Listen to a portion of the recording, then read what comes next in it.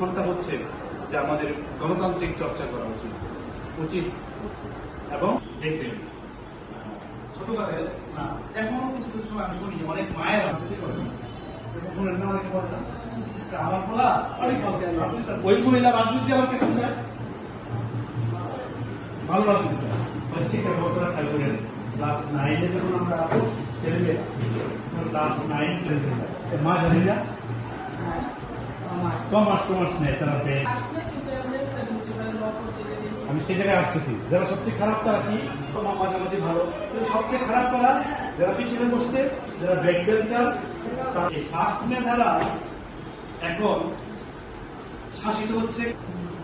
আপনি অনেক ভালো ছিলেন, আপনি ডাক্তার ইঞ্জিনিয়ার হয়েছেন, তাহলে আপনি এখন আর সারা জীবন বলছেন আমি খুব ভালো আমার ছেলে আপনি ধরে নিচ্ছেন রাজনীতি করবেন না, আশা করতেছেন আপনার রাজনীতি ছেলে অনেক বড় রাজনীতি করবেন, ডাক্তার হয়েছে, তার ছেলে ডাক্তার হয়ে আমেরিকা রয়েছে, তার মায়ের একটা বুঝে পারে, তার মায়ের যখন দরকার হাসপাতালে এই বলছিলেন আমার ছেলে অনেক বড় রাজনীতি করে না, এখন কি বলতেছেন খারাপ রাজনীতির কারণে এইটা ভালো হবে, খারাপ ছেলে রাজনীতি করবে, আমার ছেলে রাজনীতি না করে ভালো থাকবে।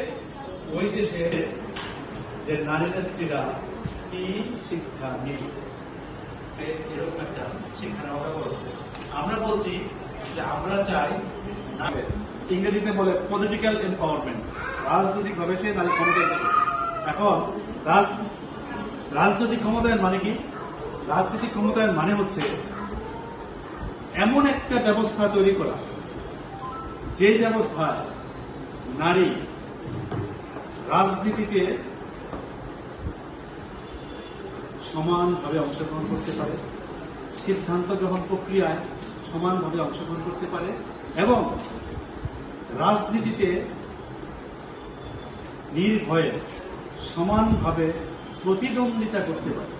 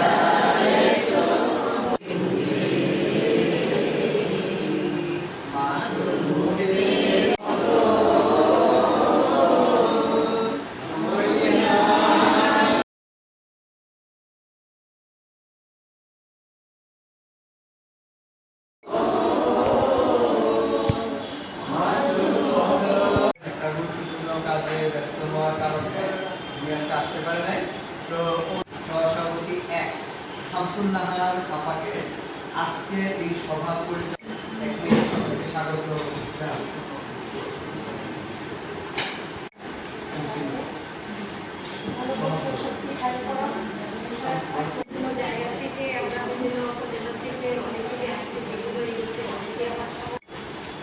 সবাইকে আমি ধন্যবাদ জানাচ্ছি এবং ভাইয়ের প্রথমত আমিও শুধু পারি না তাকে যে আরেকটু আর্লিয়ার চলে আসার জন্য সবাই উপস্থিত হয়ে সবাইটাকে কাজে লাগাতে পারবো।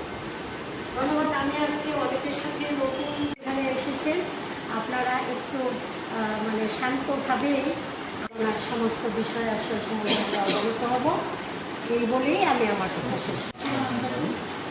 আমি শামসুন না, শুধুই শামসুন না। নিজেদের নাম, যদি ইউনিয়ন, উপজেলা, যদি কোনো সংগঠনের সাথে আপনারা যুক্ত হয়ে থাকেন সেই সংগঠনগুলির নাম এবং সংগঠনের নাম।